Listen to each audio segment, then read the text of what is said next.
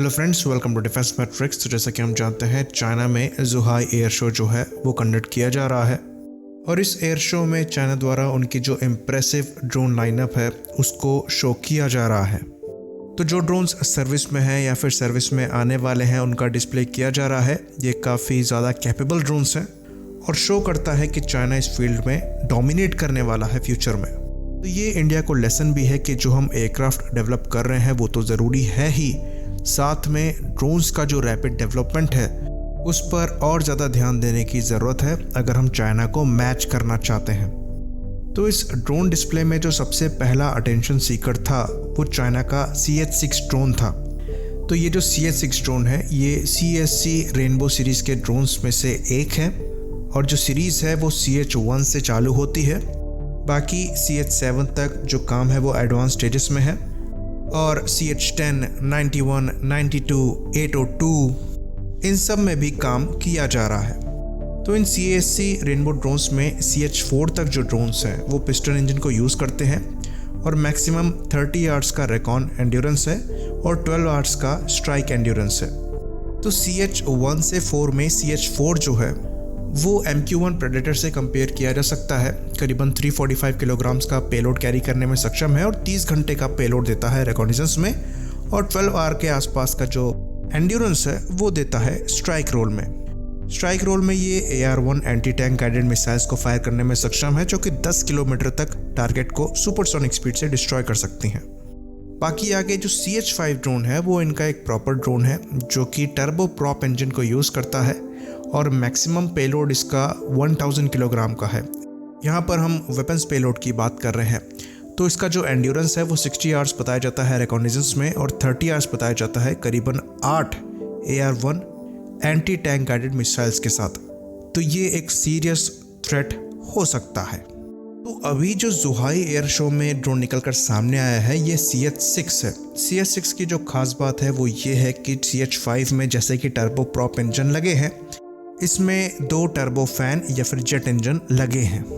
तो CH-5 तक mail UAV से यानी कि मीडियम एल्टीट्यूड लॉन्ग एंड्योरेंस, लेकिन ये जो CH-6 है ये हेल UAV है यानी कि हाई एल्टीट्यूड लॉन्ग एंड्योरेंस। तो ये करीबन 2000 किलोग्राम का पेलोड कैरी कर सकता है रिकॉग्निजेंस और अटैक मोड में और खाली रिकॉग्निजेंस मोड में ये करीबन 300 किलोग्राम का पेलोड कैरी करता है। इसकी जो क्रूज स्पीड है वो काफ़ी डिसेंट है, करीबन 500 से 700 किलोमीटर प्रति घंटे की रफ्तार में ये क्रूज कर सकता है। मैक्सिमम 800 किलोमीटर प्रति घंटे की रफ्तार पे उड़ सकता है। फ्लाइट एंड्योरेंस की बात करें तो ये करीबन 20 घंटे फ्लाई कर सकता है रिकॉग्निजेंस मोड में और 8 घंटे फ्लाई कर सकता है रिकॉग्निजेंस और अटैक मोड में।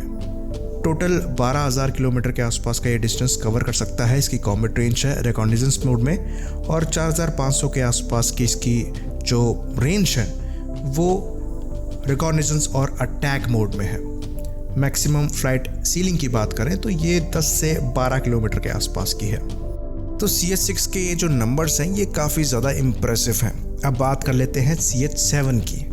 तो ये जो CH-7 ड्रोन है ये इनका स्टेल्दी फ्लाइंग विंग UCAV है, जैसा कि हमारा DRDO घातक होने वाला है। तो ये भी हायर सबसोनिक स्पीड पे फ्लाई करने में सक्षम होगा और इसका जो मैक्सिमम फ्लाइट एल्टीट्यूड है वो 13 किलोमीटर का बताया जाता है। एंड्योरेंस 15 घंटे की है और ऑपरेशनल रेडियस जो है वो 2000 किलोमीटर का बताया जा रहा है। बाकी हमने विंगलुंग सीरीज़ को डिस्कस नहीं किया है जो कि इनकी एक्चुअल एक्सपोर्ट सक्सेस है, जिसमें विंगलुंग 1 और विंगलुंग 2 दो ड्रोन आते हैं। विंगलुंग 1 जो है वो पिस्टन इंजन यूज़ करता है, विंगलुंग 2 जो है वो टर्बो प्रॉप इंजन को यूज़ करता है। मैक्सिमम एंड्योरेंस की बात करें तो विंगलुंग 1 की जो मैक्सिमम एंड्योरेंस है वो 20 आवर्स की है और ये 200 किलोग्राम का वेपन पेलोड कैरी करने में सक्षम है। विंगलुंग 2 की बात करें तो ये 32 आवर्स की है जिसमें ये 480 किलोग्राम का पेलोड कैरी करने में सक्षम है और टर्बो प्रॉप इंजन होने की वजह से हायर स्पीड पे ये फ्लाई कर सकता है विंगलुंग 1 के कंपैरिजन में। तो अभी जो इनके सीरियस अटैक ड्रोन्स हैं जिन पर नज़र बनाने की ज़रूरत है वो CH-4, CH-5, CH-6, CH-7, विंगलुंग 1, विंगलुंग 2 हैं। तो ये आपके 6 टाइप के चाइनीज़ ड्रोन्स हैं जिन पर नज़र बनाने की ज़रूरत है। अब आगे बढ़ते हैं और बात करते हैं इनके हेल UAV की, यानी कि higher altitude long endurance UAVs की। तो इस UAV का नाम है WZ-7, इसे सो ड्रैगन भी कहा जाता है। इंटरेस्टिंगली ये टर्बोजेट इंजन को यूज़ करते हैं जो कि WP-13 टर्बोजेट इंजन है। ये WP-13 इंजन्स वही इंजन है जिनको तुमांस्की R13 इंजन से कॉपी किया गया है जो कि MiG-21 में यूज़ किए जाते थे। तो ये मैक्सिमम 43 किलोन्यूटन का थ्रस्ट पैदा करते थे। ये इन ड्रोन्स को कैपेबिलिटी देता है हायर सबसोनिक स्पीड पे फ्लाई करने की। तो ये 700 से 900 किलोमीटर प्रति घंटे की रफ्तार पे फ्लाई कर सकते हैं। तो शुरुआत में जो WG-7 के डिज़ाइन थे उन ड्रोन्स में सिंगल वर्टिकल टेल को यूज़ किया गया था, लेकिन अभी जो रिवील किया गया है डिज़ाइन, इसमें वी टेल कन्फिग्रेशन को रिवील किया गया है, साथ में स्टेबलाइजर्स भी लगे हुए हैं।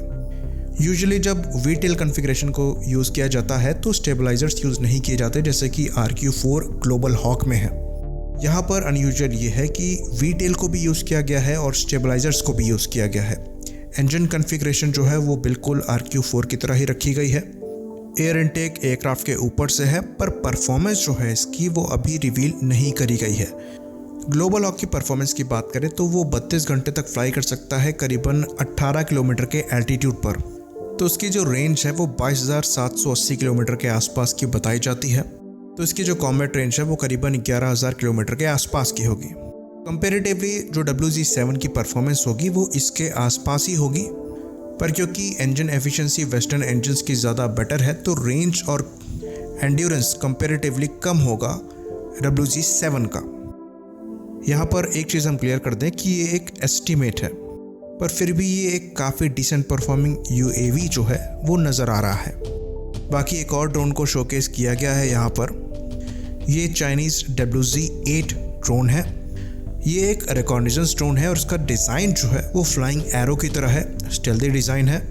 तो ये जो WZ-8 है ये air launched high speed high altitude unmanned reconnaissance aircraft है जो कि रनवे से रिकवर किया जा सकता है और ये रॉकेट इंजन्स को यूज़ करता है। तो इसमें रैमजेट इंजन होंगे जो कि लिक्विड फ्यूल को यूज़ करेंगे। तो ये इसको हायर सुपरसोनिक स्पीड पे फ्लाई कराने में सक्षम होंगे, जिससे ये हाई स्पीड रिकॉग्निजेंस करने में कैपेबल होगा। बाकी इसकी जो रिकवरी है वो रनवे लैंडिंग के थ्रू होगी। तो चाइना द्वारा काफ़ी अच्छी खासी प्रोग्रेस करी जा रही है अपने ड्रोन प्रोग्राम्स को लेकर और कई तरह के रिकॉग्निजेंस और अटैक ड्रोन्स जो हैं वो डिस्प्ले किए जा रहे हैं चाइना के द्वारा। अब इंडिया यहाँ पर कहाँ स्टैंड करता है, हमें कितना काम करने की ज़रूरत है, इसको हम इसके पार्ट 2 में डिस्कस करेंगे। तो इसी बात पर इस वीडियो को ख़त्म करेंगे। लाइक करिए, सब्सक्राइब करिए। जय हिंद।